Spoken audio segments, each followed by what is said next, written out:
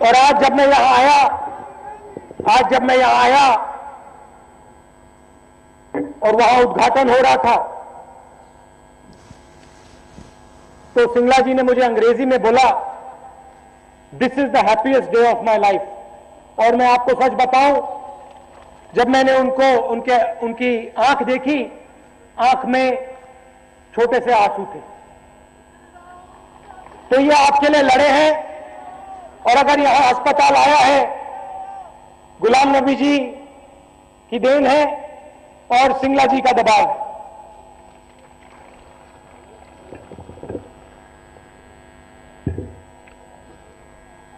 कुछ दिन पहले ये आपने ऑर्डिनेंस का सुना होगा आपने कि ऑर्डिनेंस की बात चली और मैंने उसका विरोध किया।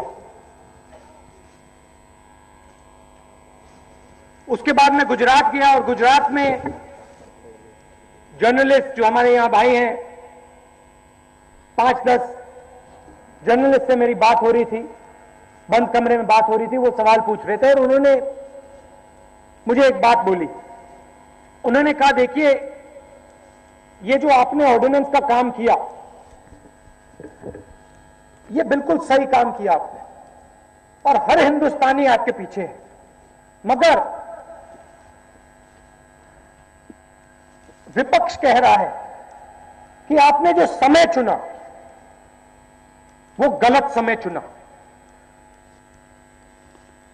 और मैंने इसके बारे में सोचा, एक सेकंड सोचा, और फिर मैंने उन्हीं जर्नलिस्ट से एक सवाल पूछा। और मैंने उनसे पूछा, एक बात बताइए मुझे, क्या सच बोलने का भी समय होता है क्या? क्या हमें सच बोलने से पहले यह पूछना चाहिए कि भाई, घड़ी देखनी चाहिए और पूछना चाहिए कि भाई सच बोलने का समय है? आजकल की राजनीति इस प्रकार की राजनीति है। बोलने से पहले, सच बोलने से पहले लोग घड़ी को देखते हैं, कहते हैं भैया समय सही है या नहीं। इस बात को मैं बदलना चाहता हूं। भ्रष्टाचार की बात होती है, अगर भ्रष्टाचार से लड़ना है तो सच बोलने की जरूरत है। सच बोलने के बिना भ्रष्टाचार की लड़ाई नहीं लड़ी जा सकती है।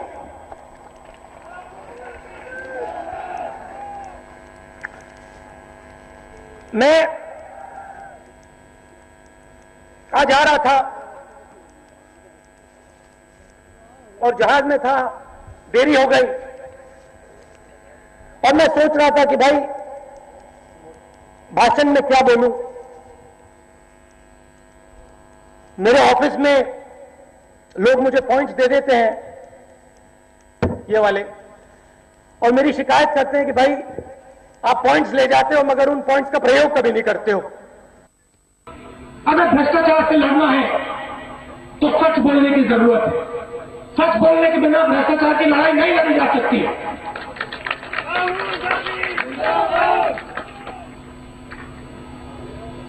मैं आज आ रहा था और जहाज में था, देरी हो गई, और मैं सोच रहा था कि भाई भाषण में क्या बोलूं। मेरे ऑफिस में लोग मुझे पॉइंट्स दे देते हैं, ये वाले, और मेरी शिकायत करते हैं कि भाई आप पॉइंट्स ले जाते हो मगर उन पॉइंट्स का प्रयोग कभी नहीं करते हो। और एक प्रकार से सही शिकायत है, क्योंकि मैं पॉइंट्स ले लेता हूं, फिर जो मैं बोलना चाहता हूं वो बोल देता हूं। तो मैं जहाज में था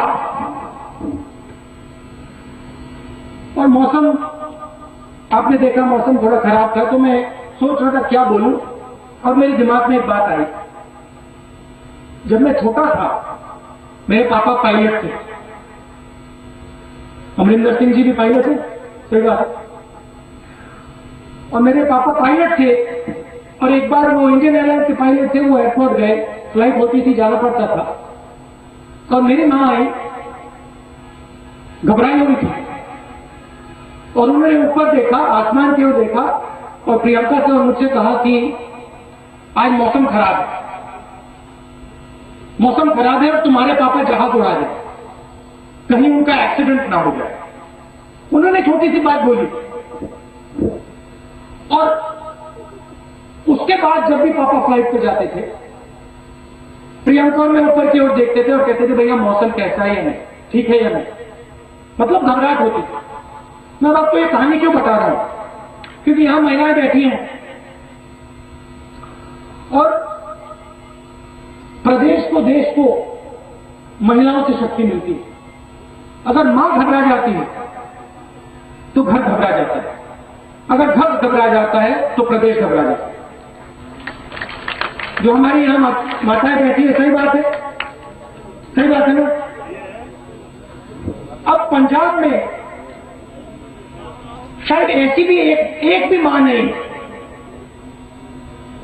जो अपने बच्चे के भविष्य के लिए नहीं घबराती, और उस घबराहट का सबसे बड़ा कारण नशा है। मां अपने बच्चे को स्कूल भेजती है, उसकी देखभाल करती है, उसे रोज खाना खिलाती है, मगर उसे यह नहीं मालूम कि रास्ते पे कहीं अगर मेरे बच्चे को किसी ने ड्रग्स दे दिए या गलत दवाई दे दी तो उसका भविष्य खत्म हो जाएगा। यह घबराहट हर मां के अंदर है। जैसे मेरी मां के अंदर घबराहट थी कि भाई जहाज गिर जाएगा, मौसम खराब है, ऐसे जब आपके बच्चे आपके घर से बाहर जाते हैं, चाहे वो छोटा सा बच्चा हो या बड़ा लड़का हो, आपको लगता है कि भाई कहीं ये नशे में ना उलझ जाए। सही बात है, गलत बात है, सही है ना। और दूसरी ओर क्या होता है, युवा निकलता है घर से, मैं आपको पंजाब की कहानी बता रहा हूं, युवा निकलता है घर से और ये जो प्रदेश है ये पूरे देश को भोजन देता है। हम राइट टू फूड की बात करते हैं, भाई हर एक व्यक्ति को हमने अनाज दे दिया, भोजन दे दिया, मगर हरियाणा और पंजाब के बिना, हरियाणा और पंजाब के किसान के बिना हिंदुस्तान के हर व्यक्ति को भोजन का अधिकार दिया नहीं जा सकता है। तो आपके जो युवा हैं, जो खेतों में काम करते हैं, जो अपना बिजनेस चलाना चाहते हैं, उनके दिल में भी एक डर है और उनका उल्टा डर है। मां का डर है कि भाई मेरा बच्चा ड्रग्स में ना उलझ जाए, और बेटे का डर है कि मुझे रोजगार नहीं मिलेगा तो मेरी मां का क्या होगा। वो लड़ता है रोजगार के लिए, अपनी मां के लिए, और वो घबराता है कि भाई अगर मुझे रोजगार नहीं मिला तो मेरे घर में पैसा नहीं आएगा, मां को कष्ट पहुंचेगा। और मां घबराती है कि भाई मेरा बेटा चला जाएगा, नशा हो जाएगा, बर्बाद हो जाएगा। ये जो दो डर है, जब तक इनको पंजाब से नहीं निकाला तब तक ये प्रदेश जिस प्रकार से आगे बढ़ना चाहिए नहीं बढ़ेगा।